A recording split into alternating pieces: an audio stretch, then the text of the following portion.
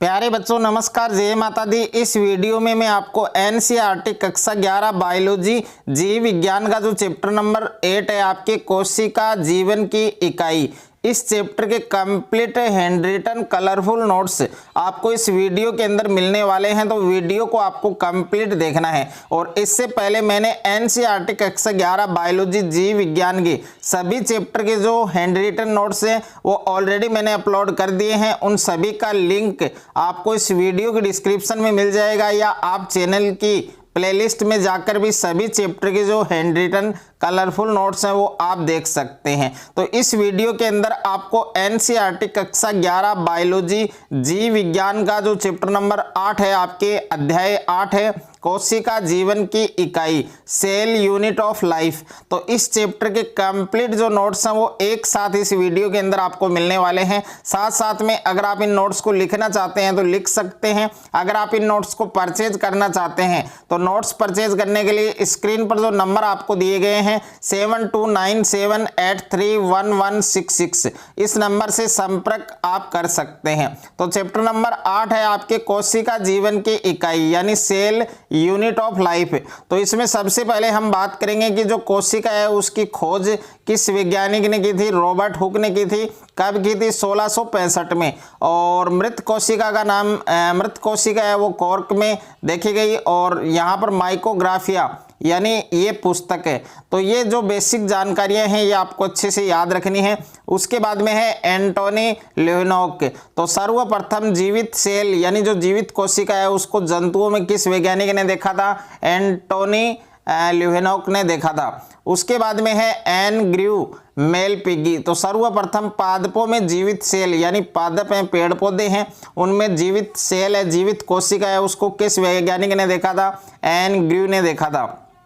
उसके बाद में हम बात करें कोशिका की। तो देखिए कोशिका क्या है, सेल क्या है? तो सजीव के शरीर के सूक्ष्मतम संरचनात्मक व क्रियात्मक इकाई क्या कहलाती है? कोशिका कहलाती है, सेल कहलाती है। तो ये आपकी कोशिका की परिभाषा है जो आपको अच्छे से याद रखनी है। उसके बाद में है कोशिका विज्ञान। तो कोशिका विज्ञान किसे कहते हैं? कि विज्ञान की वह शाखा जिसमें कोशिका की संरचना व कार्यों का अध्ययन किया जाता है उसे हम क्या कहते हैं? उसे हम कोशिका विज्ञान कहते हैं। उसके बाद में है बच्चों उत्तक विज्ञान। तो उत्तक विज्ञान किसे कहते हैं? विज्ञान की वह शाखा जिसमें उत्तकों के कार्य व संरचना का अध्ययन किया जाता है उसे हम क्या कहते हैं? उत्तक विज्ञान कहते हैं। अब यहाँ पर सम फैक्ट दे रखे हैं यानी कोशिका से संबंधित कुछ महत्वपूर्ण बिंदु हैं जो आपको अच्छे से याद करने हैं। यहाँ पर सबसे छोटी कोशिका का नाम क्या है? माइकोप्लाज्मा। और सबसे बड़ी कोशिका है शुतुरमुर्ग का अंडा। और हमारे शरीर की सबसे बड़ी कोशिका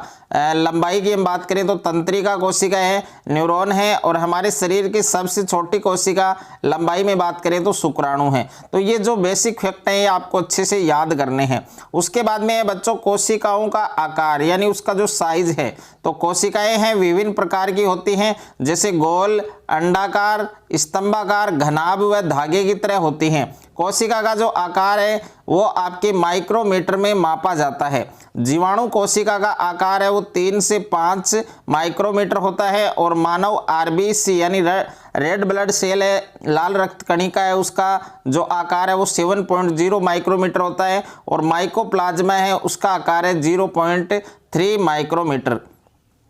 उसके बाद में है बच्चों आपके सेल थ्योरी यानी कोशिका सिद्धांत। तो कोशिका सिद्धांत का प्रतिपादन स्लाइडेन वनस्पति वैज्ञानिक व स्वान जंतु वैज्ञानिक के द्वारा किया गया। इन्होंने बताया कि सभी जीव कोशिका व कोशिका उत्पाद से बने होते हैं, लेकिन यह बताने में असफल रहे कि नई कोशिकाओं का निर्माण कैसे होता है। उसके बाद में है आधुनिक कोशिका सिद्धांत।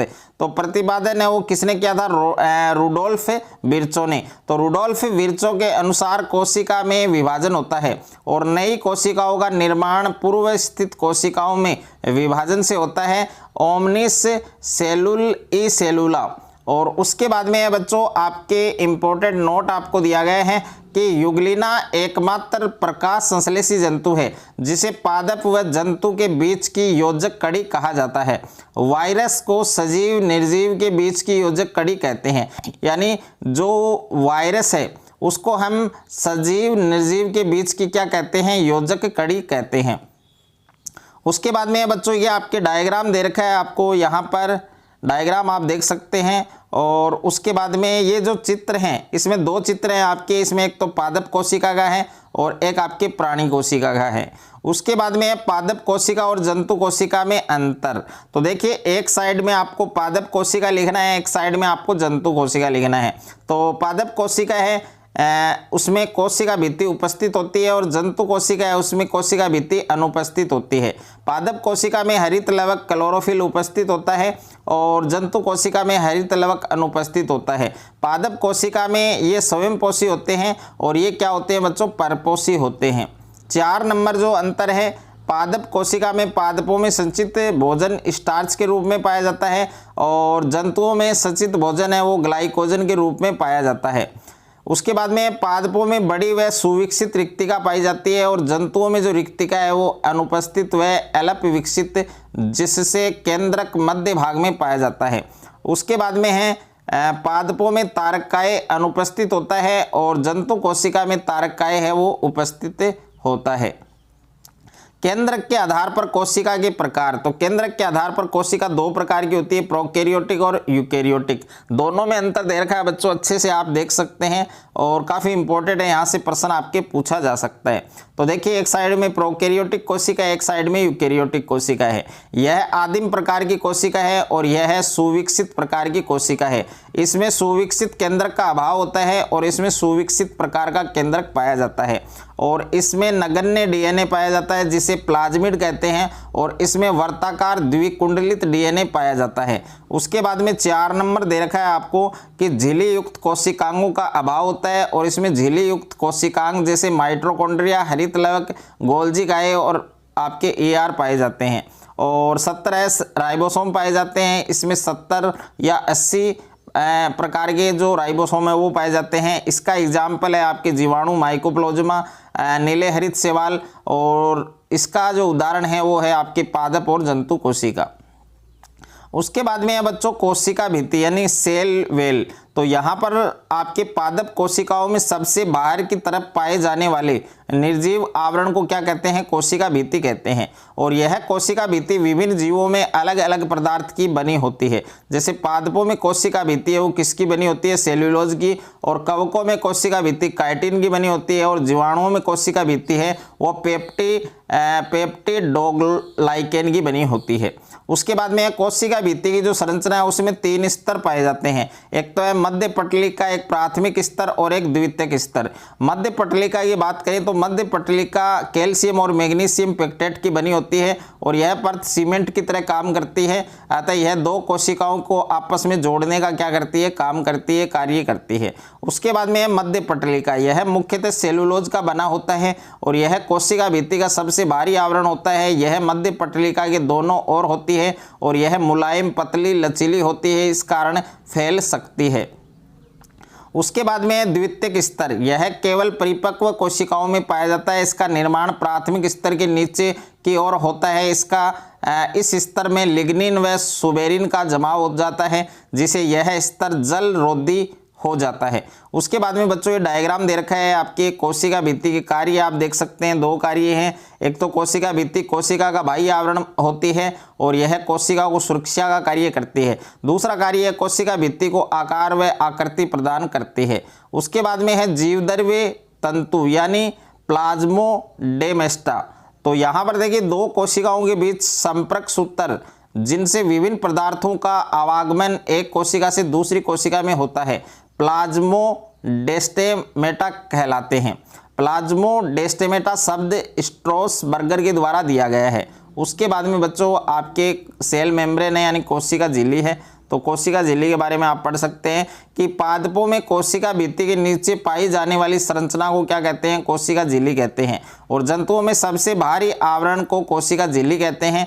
कोशिका झिल्ली चारों ओर से कोशिका द्रव्य को घेरे रहती है और कोशिका झिल्ली की प्रकृति चयनात्मक पारगम्य होती है, अर्थात जल के अणुओं के लिए पारगम्य होती है। और कोशिका झिल्ली की संरचना को समझाने के लिए विभिन्न सिद्धांत दिए गए हैं जिनमें से तरल, मोज़ेक मॉडल सर्वमान्य है।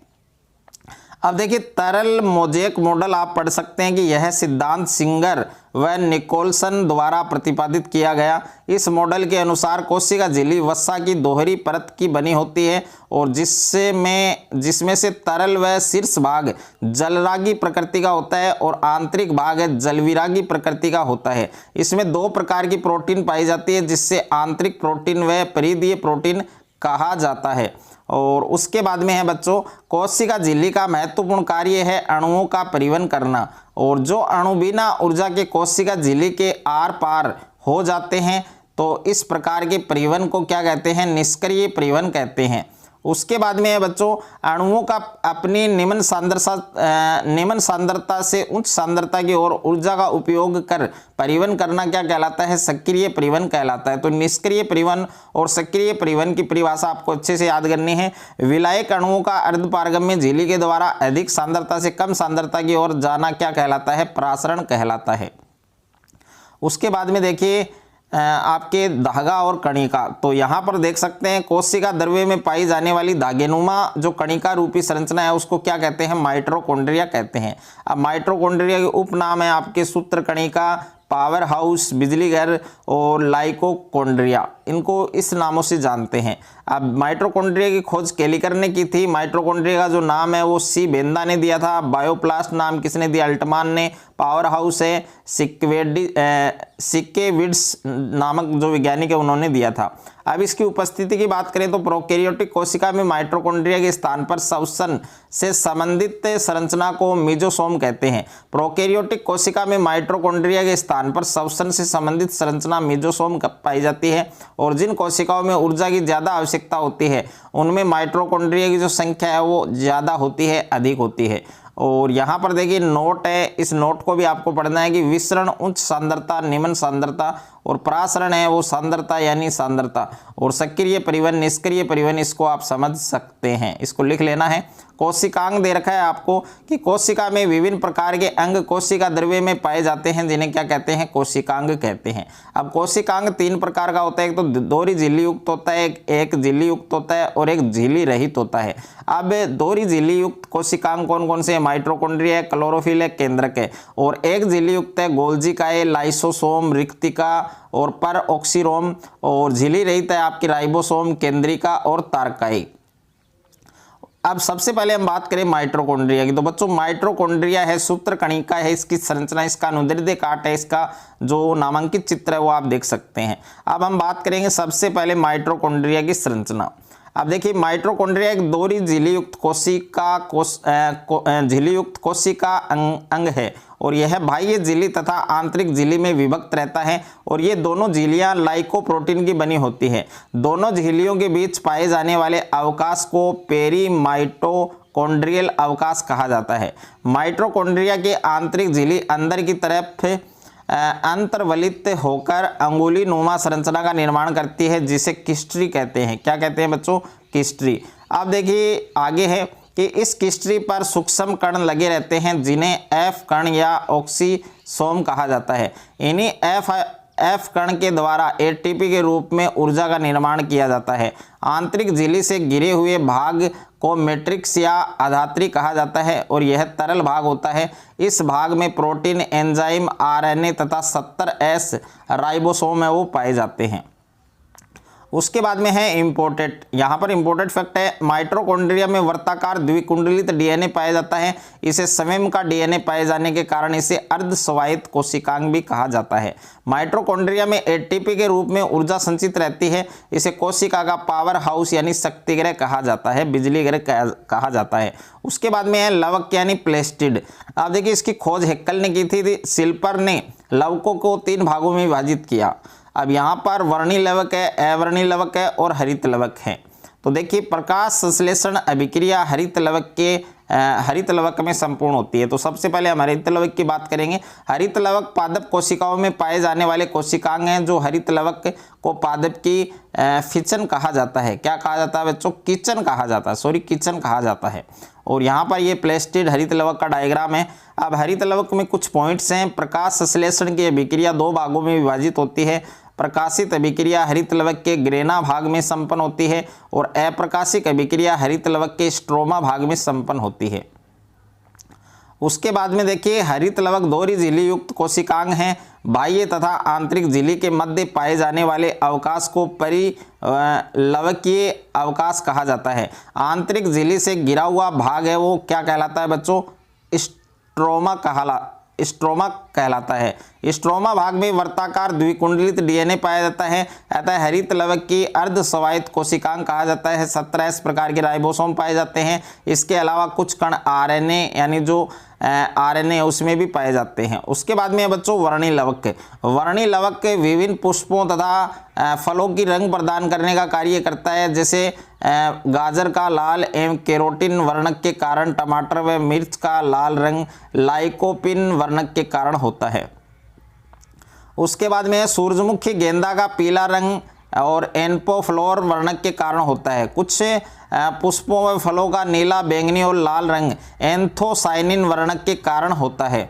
उसके बाद में बच्चों अवर्णी लवक दिया गया है आपको। अवर्णी लवक क्या होता है? यह रंगीन वर्णिक होता है, रंगहीन वर्णक होते हैं जो केवल भोजन संग्रह का कार्य करते हैं और जड़ों में पाए जाते हैं। अब देखिए एमाइलोप्लास्ट स्टार्च का संग्रह करता है और एलियोप्लास्ट है वो वसा का संग्रह करता है और एल्यूरोप्लास्ट है वो किसका संग्रह करता है? प्रोटीन का संग्रह करता है। उसके बाद में बच्चों राइबोसोम। अब देखिए राइबोसोम क्या है? राइबोसोम झिल्ली रहित कोशिका है और यह कोशिका में सबसे छोटे कोशिकांग हैं। राइबोसोम राइबोन्यूक्लियोप्रोटीन के बने होते हैं। राइबोसोम का मुख्य कार्य क्या है? प्रोटीन संश्लेषण है। अब इसकी जो खोज है वो किसने की? पेलेडे ने। और उपनाम क्या है? प्रोटीन संश्लेषण कोशिका इंजन पेलेडे कण।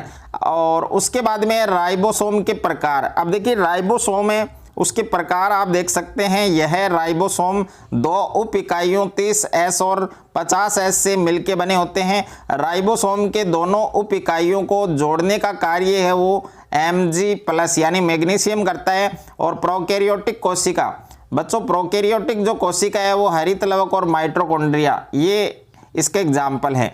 उसके बाद में देखिए 80S प्रकार के राइबोसोम की हम बात करें तो यह 2 उप इकाई 40S और 60S से मिलकर बना होता है। इसका उदाहरण है यूकैरियोटिक कोशिका।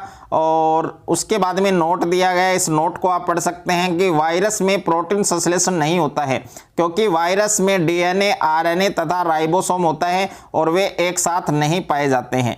केंद्रक की हम बात करें तो केंद्रक की जो खोज है वो लियोनॉक ने की थी सर्वप्रथम और रॉबर्ट ब्राउन। केंद्रक की खोज रॉबर्ट ब्राउन के द्वारा आर्किड पादप की जड़ों में की गई थी। उपस्थिति की मैं बात करूं तो जंतुओं की आरबीसी तथा फ्लोएम की चालनी नलिका प्रोकैरियोटिक कोशिका को छोड़कर सभी कोशिका के केंद्रक में पाया जाता है। अब हम संख्या की बात करें तो सामान्यतः एक कोशिका में एक केंद्रक पाया जाता है, परंतु एक कोशिकीय जीव पैरामीशियम में केंद्रक की संख्या 2 होती है तथा कुछ रेखित पेशियों, अस्थि मज्जों का कुछ शैवालों में कोशिकाएं बहुकेंद्रकी होती हैं। नोट दिया गया है केंद्रक को कोशिका का नियंत्रण केंद्र कहा जाता है क्योंकि कोशिका की सभी जैविक क्रियाओं पर नियंत्रण करता है। और केंद्रक की संरचना आप देख सकते हैं, ये केंद्रक की संरचना है, इसका डायग्राम है।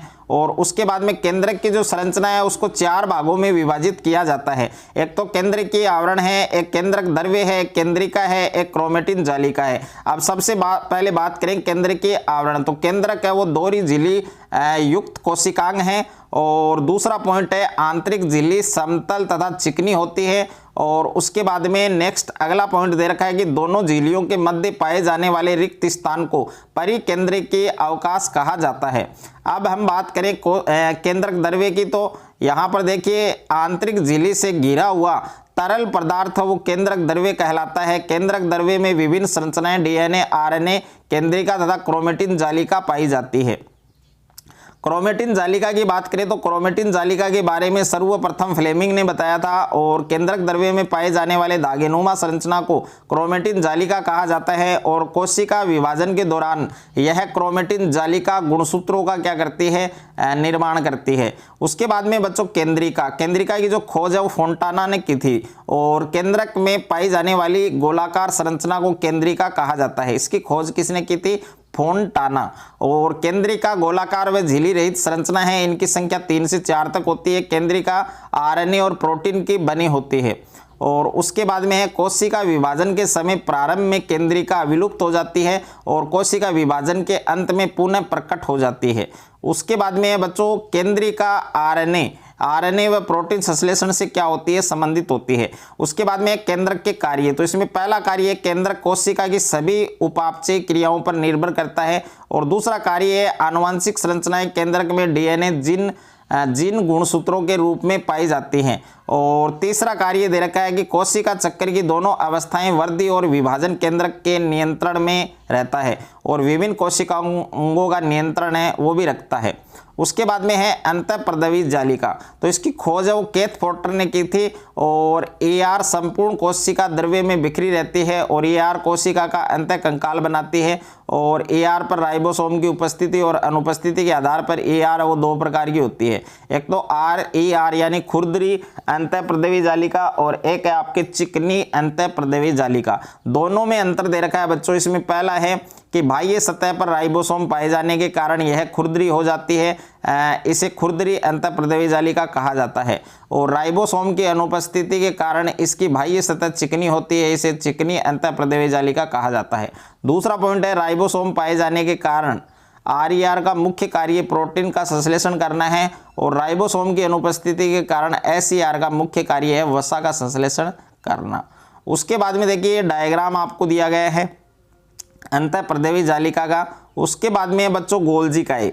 अब गोल्जी काए का जो उपनाम है वो है आपके डिप्टियोसोम और लाइपोकॉन्ड्रिया बेकर्स और डोल्टन कोमाप्लेक्स और इसकी खोज है वो केमिलो गोल्जी ने की थी उल्लू की तंत्रिका कोशिका में।